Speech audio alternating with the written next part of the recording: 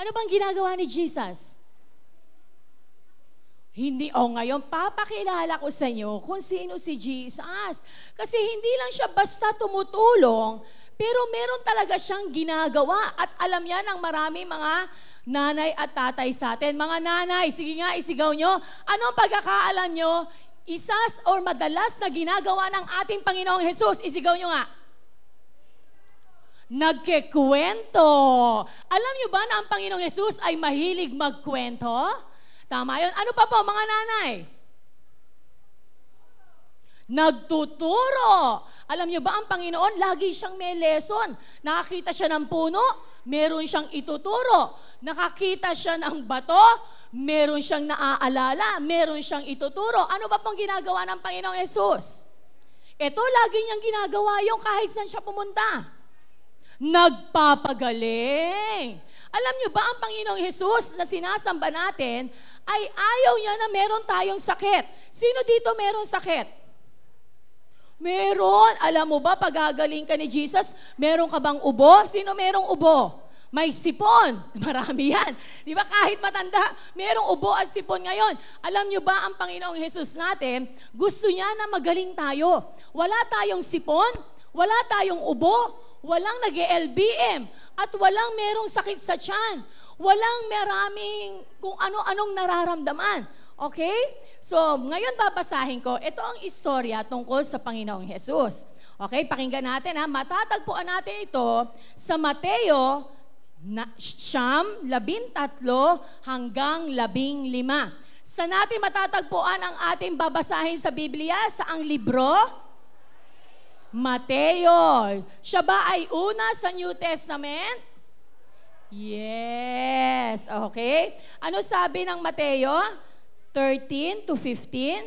May nagdala na mga bata kay Jesus upang ipatong niya sa mga ito ang kanyang kamay at sila'y ipanalangin.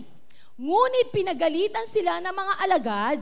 Sinabi ni Jesus, hayaan ninyong lumapit sa akin ang mga bata. Huwag ninyo silang pagbawalan sapagkat ang mga katulad nila ang mapapabilang sa kaharian ng langit. Ipinatong nga niya sa mga bata ang kanyang kamay at pagkatapos siya'y umalis.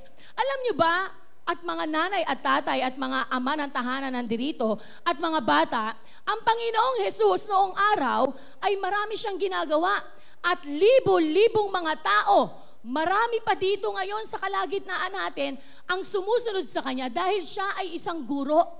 Mahilig magkwento at mahilig magturo at magaling siyang magturo at magkwento. Sino may kilala dito kahit yung mga nanay at tatay natin, kahit yung nandyan sa likod or nasa taas, meron kang teacher na hindi mo makalimutan kasi ang galing magturo. Taas nga ang kamay. Alam niyo ba ako, hindi ko makalimutan ang apelyido niya. Nung ako ay grade 5, hindi ko siya makalimutan kasi yun ang turning point ng buhay ko. Ibig sabihin, mayroong pagbabagong nangyari sa akin. Kasi noon, ayoko masyado ng math kasi parang mahirap. Sino dito favorite mo ang math? Wow, ang galing naman. Sino dito medyo ayaw mo ng math? Yun, may mga umamin din.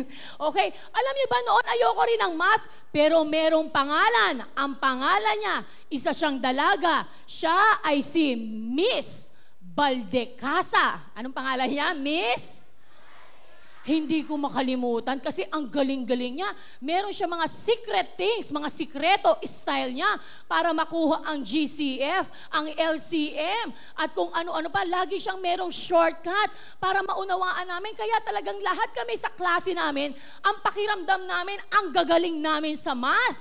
At pag nagpalabas yun ng 1/4 sheet of paper, kailangan lagi kang handa.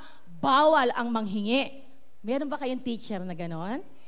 Ibig sabihin, pag mayroong teacher na ganyan mahigpit, mahusay na guro. By the way, Teacher's Day ngayon sa church natin, di ba? Okay, students, tayo nga mga bata. Okay, harap kayo sa likod. Okay, lahat ng guro tumayo. Yung guro talaga na sa eskwelahan. Ayan, lahat ng guro. At yung mga magiging guro. Ayun, marami kami mga teachers dito. Pwede ba natin silang palakpakan? At sabihin nyo nga mga bata, Happy Teacher's Day! Ayan. Okay, upo na tayong lahat. So, alam nyo ba na katulad ng mga teacher natin, na talagang may nangyayaring pagbabago sa atin kapag mahusay sila. At talagang meron silang concern sa atin, ang Panginoong Jesus, dahil siya ay mahusay na guro, magaling magkwento, at talagang ang puso niya, mahal na mahal niya ang mga bata, ay talagang halos lahat, marami mga tao, libo-libong mga tao po, ay sumusunod kay Kristo. Pero anong napansin niyo? Alam niyo ba ang Panginoong Jesus lagi nagpapagaling? Lagi siyang nagle-lay hands. Ano yung nagle-lay hands? Ipinapatong ang kanyang mga kamay. Sabi niya, ikaw bulag, makakakita ka na. Ikaw pilay, lalakad ka, lumakad ka. Ikaw paralitiko, simula ngayon, tumayo ka. Ano yung may mga sound effects? Wala naman yun. Okay, tumayo ka. Tapos, ikaw ngayon humayo dahil ikaw ay pinatawad ka na ng Diyos. Imagine mo, pinagaling ka na, napatawad ka pa sa kasalanan mo. Yun ang pinakamasarap na kagalingan, ang mapatawad ka sa iyong mga kasalanan. Kasi marami namang mga sakit, sakit sa tiyan, sakit sa ulo, sakit sa dugo, ay bunga ng mga kasalanan natin. Alam niyo ba yon? Kaya ang pinakamahusay na ginagawa ng Panginoong Jesus ay patawarin niya tayo sa ating mga kasalanan. Okay? Alam niyo ba na ang Panginoong Jesus kahit busy-busy siya, ay talagang merong mga nanay at tatay, dinala nila ang kanilang mga anak sa Panginoong Jesus. Pero dahil napakaraming tao, yung mga disciples, yung mga apostles po, na mga kanang kamay ng Panginoong Jesus, tinaway yung mga bata. Ay, nako, masyadong busy ang Panginoong Jesus, kaya hindi pwede na talagang maraming bata dito. Di ba minsan, sino ho dito mga matatanda? Ayan ha, ayan minsan realization. O ito ngayon, shift tayo para sa matanda to. Minsan, ay talagang, pag mayroong mga bata, parang naguguluhan tayo eh, tama ba? Tapos kapag mayroong mga bata, para talagang ang gulo-gulo. At ang tendency natin, doon kayo, lahat. Pero ako, every time na mababasa ko itong verse na ito, nakakabilib ang Panginoong Jesus. Dapat gayahin. Tama ho ba mga ama ng tahanan, ina ng tahanan, mga ate at kuyang nandirito? Tama ho ba? Parang hina ng salita, parang bata rin sumagot ng tama, parang merong sama ng loob, tama. Hindi ako pinansin ni ate, humihingi ako ng tubig, tama. Sino dito mga ate at kuya magsasabi, tama, masarap gayahin ang Panginoong Jesus. Imaginein mo, sabi ng mga bata, imaginein mo, ang dami-dami ng tao, pagod na ang Panginoong Jesus kasi nasa physical katawan pa rin siya eh. Napapagod siya. Pero nung nilapit yung mga magulang ang kanilang mga anak para ipatong ang kanyang kamay, ay sabi niya, hayaan niyo silang lumapit sa akin. Dahil ang maging katulad nila, ay siya lang makakapasok sa kaharian ng Diyos.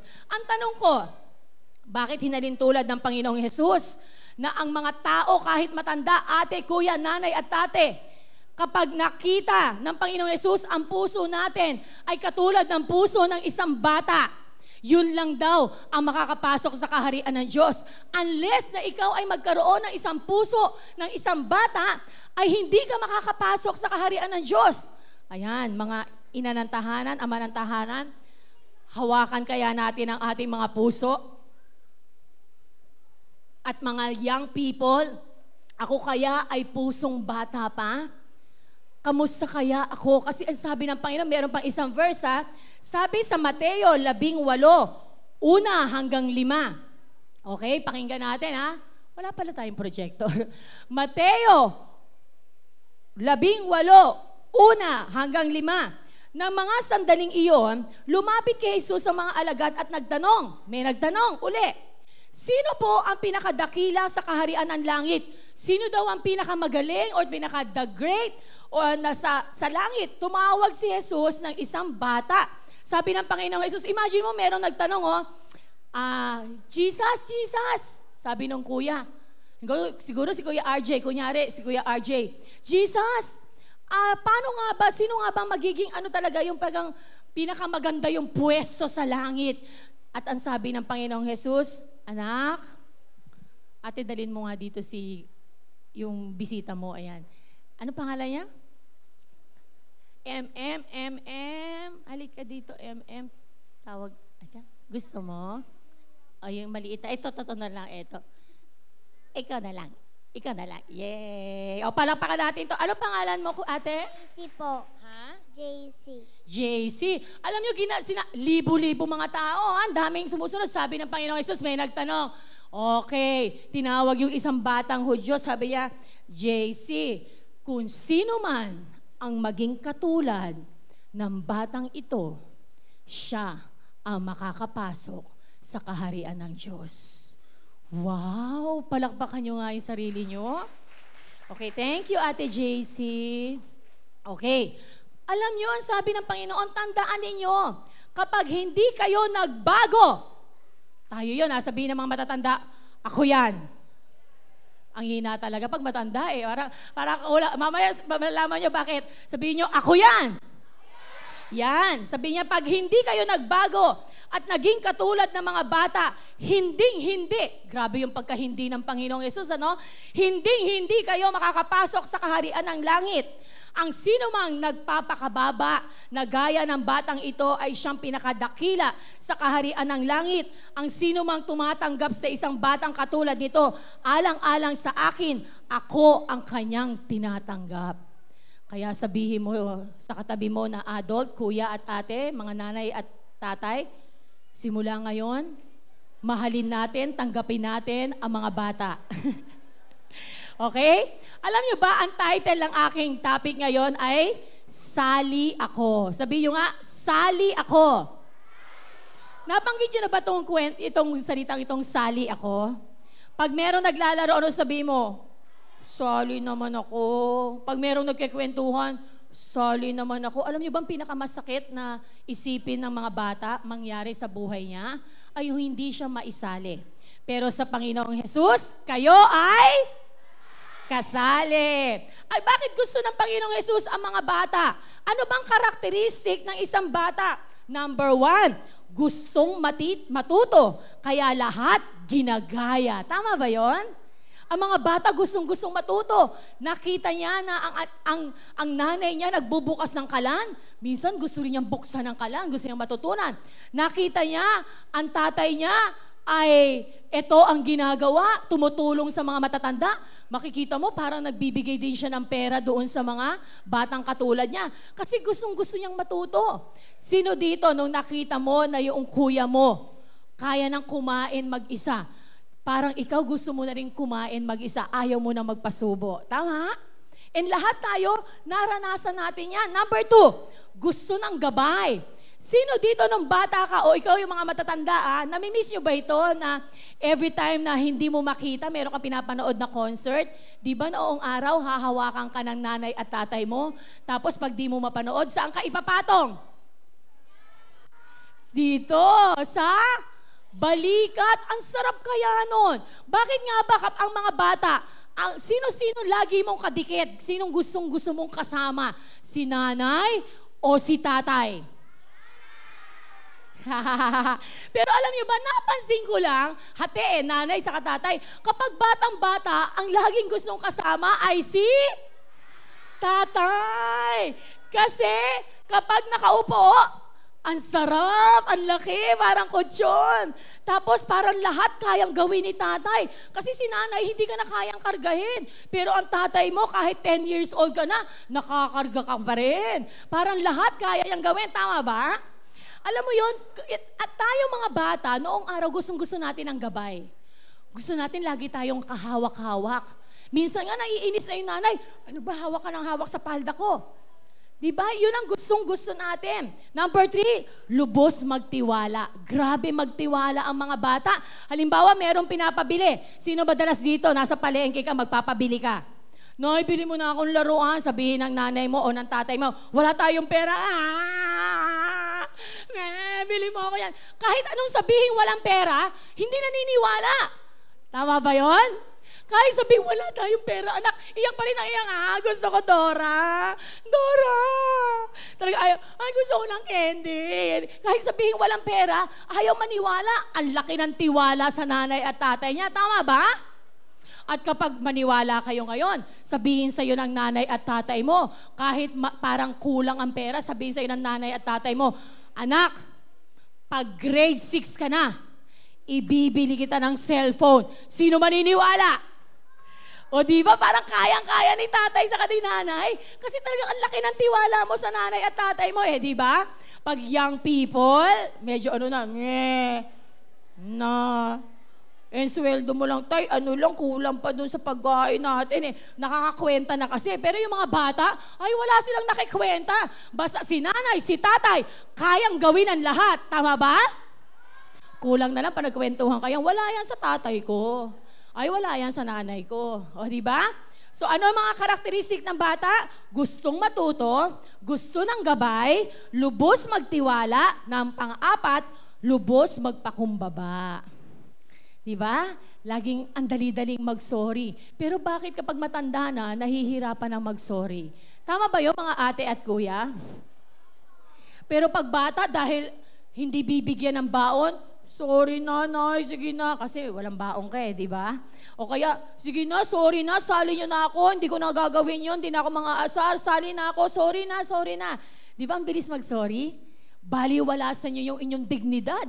Basta kailangan lang makasali kayo. Kahit ilang beses ka mag-sorry, okay lang sa'yo. Yun ang gusto ng Panginoong Jesus. Ang bawat isa ho sa atin, mga ate, nanay, lolo at lola, gusto niya na lagi ang puso natin handang matuto. Kasi ang mga bata, nakakatuwa, ang tahimik nila, di ba? Gusto nila laging natututo, makinig. Yun ang gusto ng Panginoong Jesus. Number 2, gusto nila ng gabay. Dapat hindi tayo bibitaw sa Panginoong Jesus. Hanggang sa huling hininga, lagi natin tinatanong ang Diyos. Number 3, lubos tayong magtiwala. Na kahit sa anong bagay, kaya natin pagtiwalaan ng Diyos. Kahit wala ng pera, kaya mo magtiwala na bukas, sakto, may ibibigay ang Panginoong Jesus. Sino dito, mga ate at kuya, nanay at tatay? Magbabayad ka ng kuryente? Biglang may dumating pambayad ng kuryente. Sino may mga ganyang experience? Di ba? At wala kang pan-tuition, bigla nagkaroon ng pan-tuition. Wala kang pan-taxi, pagbukas mo ng bag mo, may 100 pesos, meron ka ng pan-taxi. Sino yon? Di ba? Nararanasan natin lahat yan. Kaya lubos dapat ang pagtitiwala natin at tayo ay laging mapagkumbaba. Okay. Ang mangyayari lang yan kapag tayo ay, sabi sa John 3:3, anong sabi sa Juan 3:3? Sumagot si Jesus, pagkatandaan ninyo, malibang ipanganak na kayo muli, ang isang tao, hindi niya makikita ang kaharian ng Diyos. Ano nangyayari kapag pinanganak ka muli? Isa kang bata, di ba? Ano mangyayari sa'yo? Una, kasali ka sa pagpapala at blessing. Sino dito gusto ng pagpapala? Alam niyo ba, ang ating Ama sa Langit, kapag ikaw ay ipinanganak na muli sa espiritual, nagkaroon ng relasyon sa Panginoong Jesus, bibigyan ka niya ng pagpapala. Ano yung mga pagpapalang yon? Bibigyan ka ng Diyos ng bagong buhay. Ibig sabihin ng bagong buhay, mag-iiba ang istorya ng pamilya nyo. Okay, sino dito gusto mo magbago istorya ng pamilya nyo? Yung lolo mo, naglalasing. Yung tatay mo, naglalasing. Yung kuya mo, naglalasing. Ikaw, hindi ka na maglalasing. Dahil ang isang pagpapala ng Diyos, bibigyan ka niya ng bagong buhay. Yung lola mo, nagchichismis. Yung nanay mo, nagchichismis din. Tapos may kasama pang chismis, bingo ng bingo. Tapos si ate, katabi na ng nanay mo, nagbibingo. Pero ikaw, dahil nandirito ka ngayon sa All for Christ Church, hindi ka na magbibingo, hindi ka rin maninira ng mga kakilala mo, okay? Diba? So tama ba yon? And, ibig sabihin, sino excited dyan? Gusto mo mabago ang buhay mo? Mababago na talagang magiging mahusay ang buhay mo. Yung matatanda, gusto niyo pong mabago yung buhay niyo po? Talaga, salamat sa mga, ang age dyan ay 30 na mga bata. Okay? Gusto nating mabago ang buhay natin. Ano pang pagpapala? Bagong simula. Magkakaroon ka ng bagong simula. Alam niyo ba bagong simula? Ito yung simula ng mga exciting things na mangyayari sa buhay nyo. Sino dito, pag sinabi kong, sino sasama sa akin sa Enchanted Kingdom? Mga nanay at ate at kuya, pag sinabi kong, sino sa akin sasama sa Hong Kong? Ay, grabe, ang saya nun, ano. Alam niyo, isa yun sa mga pangarap ko. Alam niyo ba noong araw, kami mga ate, kuya, si Ate Jess, si Kuya Ramil, ako, sino ba ba? Parang konti na lang tayo dito, no? Noong araw, madalas kami mag-international trip. Sino gusto sumakay sa eroplano? Grabe yun. Ang sarap ng pakiramdam na yun. Alam niyo ba, nakasama yan sa bagong simula na bibigay sa inyo ng Diyos? Kanina nga, habang kumakanta nung pinagilan ko ng sarili ko kasi naiiyak ako, puro bata kayo, tapos naiiyak ako. Sabi, habang kinakanta yung, ano yun? Jesus loves the little children. Mabagal eh. Loves me, this I know, for the Bible tells me so. Habang kinakanta yun, naiiyak talaga ako. Kasi naalala ko nung bata ako, katulad nyo. Wala talagang kasing sarap at excited ako every time na pupunta ako sa church. At naalala ko nung time na yun na talagang kumakanta ako ng, ano ba yung kanta namin nun? Ano yung love? Yung higher than the mountain, deeper than the ocean, wider than the universe. Oh, oh, wonderful love. Love of Jesus. Love of Jesus, sweet and marvelous, love of Jesus, sweet and marvelous, love of Jesus, sweet and marvelous, oh, oh, wonderful love. Yun ang kanta namin. Sinamahan pa yan ng my 10 bones, my toe bone is connected with my heel bone. Tapos yung chorus nun, ano? Alam nyo na yan. Oh, 10 bones, 10 bones, 10 bones, 10 bones, dry bones. Bakit ba dry bones? No? Bakit kaya? Iba na ngayon. Alive. O, tinayo, parang may mali sa amin. Ano? Dry bones. So, alam niyo yun? Lahat ng yun naaalala ko. And Jesus loves the little children. Alam niyo ba? At nung naging young people kami, sumakay kami ng eroplano at walang kasing saya. Nung talaga naiiyak pa kami na, totoo na ito, eroplano to. Tapos alam niyo ba, naranasan namin, nasa London airport kami. Imagine nyo, London, nasa sa katabi mo, London. Nandun kami sa London, Europe yon. Tapos nandun kami, natutulog, naglalakad kami. Alam niyo ba, walang kasing saya, nakasama mo yung mga kasama mo sa church. Tapos nandun kayo, pupunta kayo ng Hong Kong, ng Singapore. Sino gusto ng ganon? Maranasan mo yon. Alam niyo ba, noon si Pastor Lynn, wala rin pera. Alam niyo ba, naranasan ko, punapunta ako ng Hong Kong, ang pera ko, 400 pesos lang. Sabihin nga ng mga ate at kuya sa likod, kaya niyo yon? At nung umuwi ako, yung 400 pesos pa rin. Eto ka, marami pa akong uwi para sa mga magulang ko. Dahil yung mga overseas worker, ang daming pinadala sa amin para iuwi sa mga mahal namin sa buhay. Sino gusto ng ganyan? Bagong simula. Magkakaroon ka ng mga exciting things na mangyayari sa buhay mo. Isa pa, bagong tahanan at bagong pamilya. Alam nyo, tingin-tingin kayo sa paligid nyo. Yan. Yan ay bago niyong tahanan at bago niyong pamilya. Alam niyo ba si Ate Isa? Ate Isa, Pastora Isa, tayo ka naman. Ayan, tayo si Ate Isa. Yun. Okay, palakpakan niyo naman si Pastora Isa. Asan yung mga backup singer ni Ate Isa kanina? Tayo naman yung mga backup singer. O palakpakan niyo naman yung mga backup singer. Alam niyo ba yung mga backup singer, kahapon lang niya nag-practice. At alam niyo ba, sila, merong 12, merong inaalagaan si Ate Isa. Ang pangalan niya ay si Micah. Asan si Ate Micah? Tayo nga si Ate Micah. O mamaya pa ba? Ayun, ayun. Tayo ka mo, matagal ate. Yan pala pa kayo naman si Ate Micah. Alam niyo ba, meron siyang mami dito, pero meron din siyang spiritual mami, yung para nag-aalaga sa kanya, nagtuturo sa kanya sa salita ng Diyos. Si Pastora Isa yun. Tapos si Ate Micah, meron na rin siyang inaalagaan. Asan kaya yung mga inaalagaan ni Ate Micah tumayo nga at pumalakpak? Wow, ang dami. O tayo kayo ulit, bibilangin ko lang kayo. Tayo.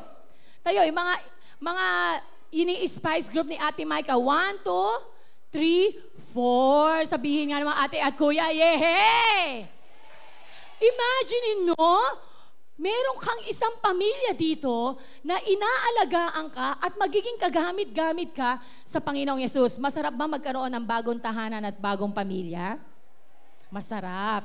At ito pa ang napakaganda. Last, pangalawa. Di ba? Kasali ka sa pagpapala at pagpapala. Number 2, kasali ka sa plano ng Diyos. Alam niyo ba na may plano ang Diyos sa inyo? Meron akong babasahing verse, ha? Makikita niyo dyan. Samahan niyo ako, ha?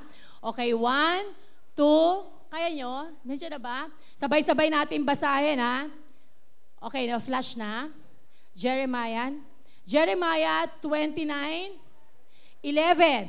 Okay, kung nandyan, sabayan niyo ako. Kung wala pa, ako na lang. Sapagkat batid kong lubos ang mga plano mo para sa inyo, mga planong hindi ninyo ikasasama kundi para sa inyong ikabubuti.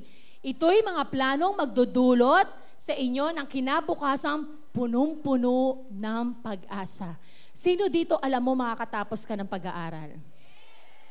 Sino dito alam mo na ang pangarap mo maging teacher, magiging teacher ka talaga? Sino dito alam mo sa buhay mo makakabili ka ng bagong bahay? Sino dito iniisip mo, nai-imagine mo si nanay, si tatay, inaabutan mo ng pera? Tapos mas malaki dun sa inaabot ni nanay at tatay ngayon sa'yo. Kasi, alam nyo ba, dahil nakaupo ka ngayon dito sa All for Christ Church at simula ngayon, pag binigay mo ang buhay mo sa Panginoon, ay ang plano ng Diyos ay mangyayari sa buhay mo. At ang pinakamagandang plano, pangyayari sa buhay natin, ay walang iba kundi ang plano ng Diyos. Pwede ba natin palakpakan ng Panginoon? Alam niyo ba, no, meron akong kakwento sa inyo. Si Pastor Aline, noong araw, di ba nakwento ko sa inyo, excited ako lagi sa church. Hanggang nagkaroon ako ng unang ministry. Alam niyo ba ang unang ministry? Ang isabi ng ministry, yung ginagawa mo sa church. Alam niyo ba ang unang ministry ni Pastor Aline ay maging Sunday school teacher? Sino dito may Sunday school teacher? Or ACCKC teacher? Sino uma-attend sa ACCKC? Yun, para mga ate at kuya, yun ang unang ministry ni Pastor Aline. Tapos si Pastor Aline, nag-usher. Sino dito yung naging usher? Yung bumabati kayo doon sa likod, anong sabi niyo? Welcome, ginawa yan ni Pastor Aline. Alam niyo ba na every Sunday, nagpapagawa pa ako ng damit. Tapos talagang lagi ako nakaayos. Ito, lagi ako nakatirintas, ponytail, iba-ibang style, braided hair. Lahat yan talaga kasi nanay ko magaling mag-ayos ng buhok eh. Parang hindi ko nagagawa ngayon ha. Talagang inaayos, talagang mga iba't ibang ayos. Talagang, good morning, young people na ako noon. Hanggang dumating naman sa point, dahil naging young people na active ako sa mga summer youth camp. Tapos, alam niyo ba na naging isa ako sa mga leader ng young people. Tapos noon, maging leader ng isang young people, ay naging dancer naman ako. Sino dito mahusay sumayaw? O di ba, mamaya exercise natin. Parang gusto kong gawin yon. Alam niyo yung sa high five, ginagawa yung mga sayaw-sayaw. Parang ganda, di ba ginagawa natin yon? Naging dancer si Pastora Lynn at pagkatapos maging dancer, ay naging pastora. Meron palang plano ang Diyos sa buhay ng bawat isa sa atin.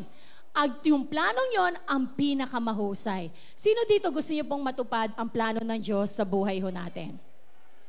Alam niyo ba, kasali kayo sa isang pagpapala at sa isang napakagandang plano ng Diyos sa buhay natin. Pero ang sabi sa 1:3:3, mangyayari lang daw yan kapag ikaw ay ipinanganak na muli ang isang tao, ibig sabihin nun, makakasama ka sa kaharian ng Diyos. Paano yung ipanganak na muli? Isusuko mo ang buhay mo sa Panginoon. Meron akong haayayahan dito sa baba.